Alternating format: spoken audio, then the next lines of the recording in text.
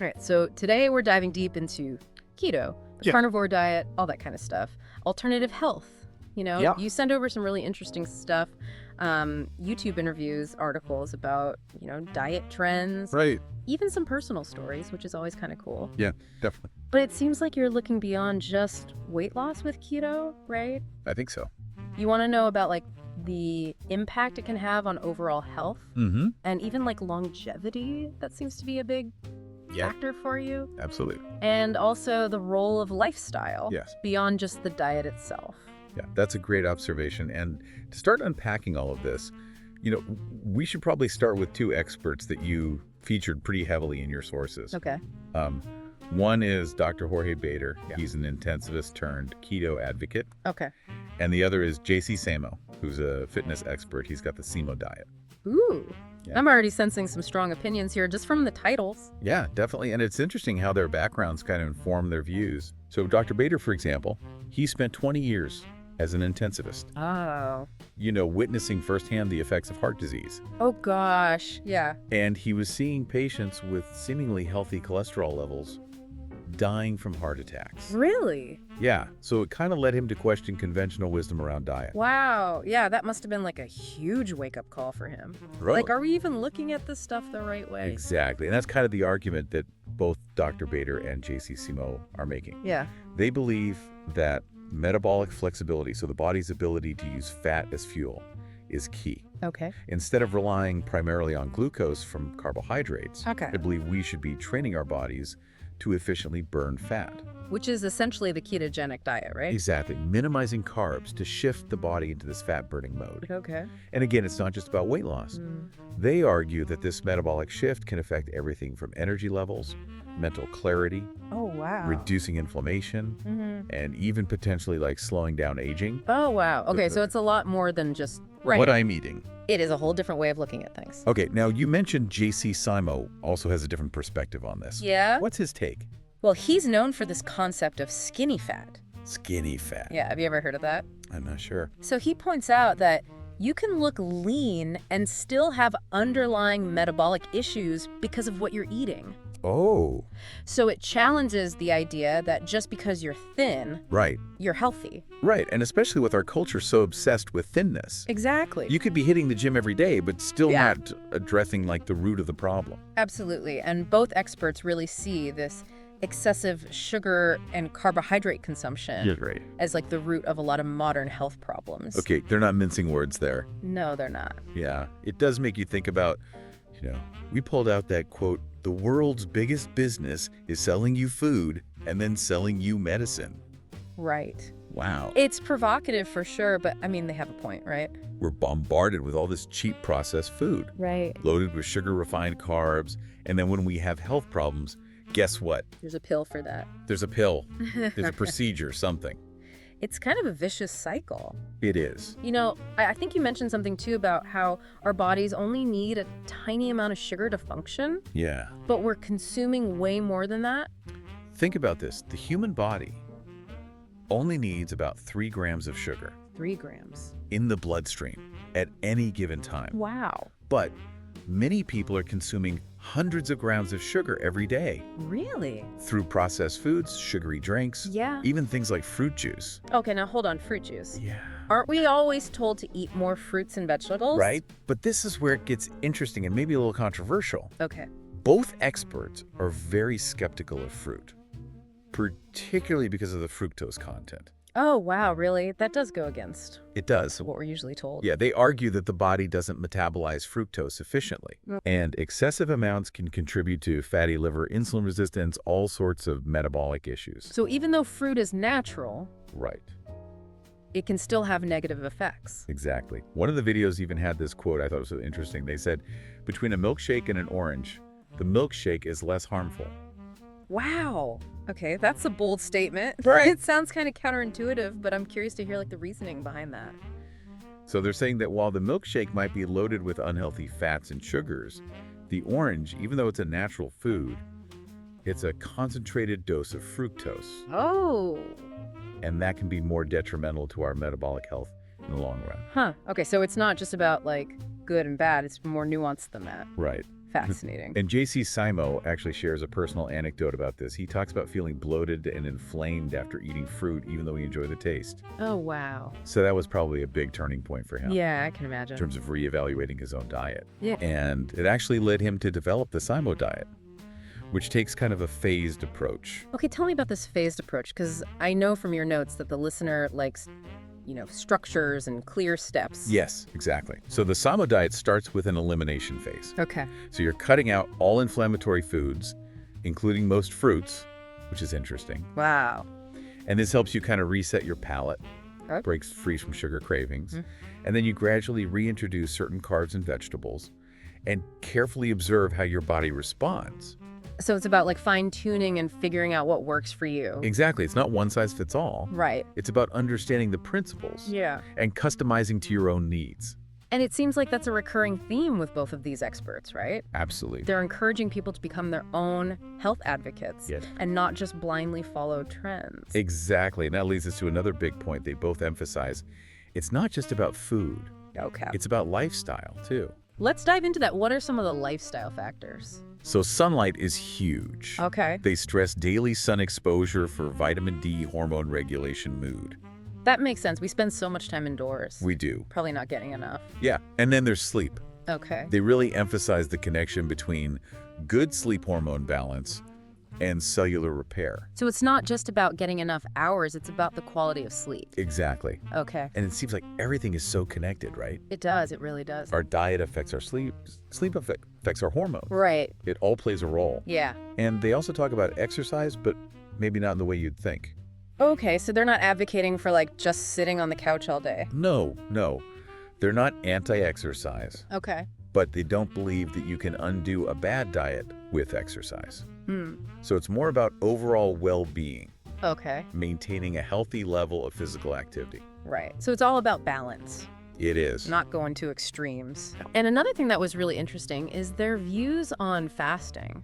Yes, That's definitely a hot topic these days. it is. What do they have to say about that? Well, they both practice intermittent fasting, Okay. but not in a rigid, scheduled way. Okay. It's more about listening to their body's natural hunger cues, Okay. not forcing themselves to eat if they're not truly hungry. That makes sense to me. I think a lot of people get caught up in the rules and the timing Yes. instead of just paying attention to what their body's telling them. Absolutely. And that really takes us back to this idea of becoming your own health advocate. Yeah. Dr. Bayten has this great piece of advice. What's that? He says, don't wait until you're desperate to make changes. Take control now and decide how you want to live and how you want to age. There's a call to action. It is. Taking ownership. Yeah. Not waiting for a doctor to give you permission to feel better. Absolutely. Becoming an active participant in your own well-being. That's empowering. It is. But it can also feel a little overwhelming, right? I mean, we've covered a lot of ground here. We have. And some of these ideas, like the skepticism towards fruit, seem to kind of contradict everything we've been told about healthy eating. That's a really valid point. Yeah. It's a lot to process, and it's natural to feel a little hesitant or maybe even confused when we come across information that challenges some of our deeply held beliefs. So how do we reconcile these seemingly conflicting views? That is a great question, and it's definitely something we're going to explore further as we go deeper into your sources. But before we do, I'm curious to hear your initial reactions. What's standing out to you so far? What's sparking your curiosity? Well, What are you finding particularly valuable? I think for me, honestly, the thing that's really kind of sticking with me is this whole idea that our modern lifestyle might be like fundamentally misaligned with our biology. It is a fascinating and somewhat unsettling concept, isn't it? Yeah, it's like we're running on outdated software. Right. You know what I mean? And they talk about how our ancestors went through these cycles of feast and famine and that we're like wired to store fat for survival. Right. But now we have constant access to food. So those ancient survival mechanisms might be working against us now. It makes you wonder if some of the health challenges that we face today, obesity, diabetes, heart disease, if they're really rooted in this disconnect between our evolutionary past and our modern environment. It's like we've outpaced our own biology. Yeah. We've created this world of like abundance and convenience. Right. But our bodies haven't quite caught up. And it's not just about the food availability. They also talk about how artificial light, especially at night, can disrupt our natural circadian rhythms. Yeah, that's something I've been thinking a lot about lately. Like, it's so hard to escape the blue light from screens. It is. And I definitely notice a difference in my sleep quality when I'm exposed to it too close to bedtime. Absolutely.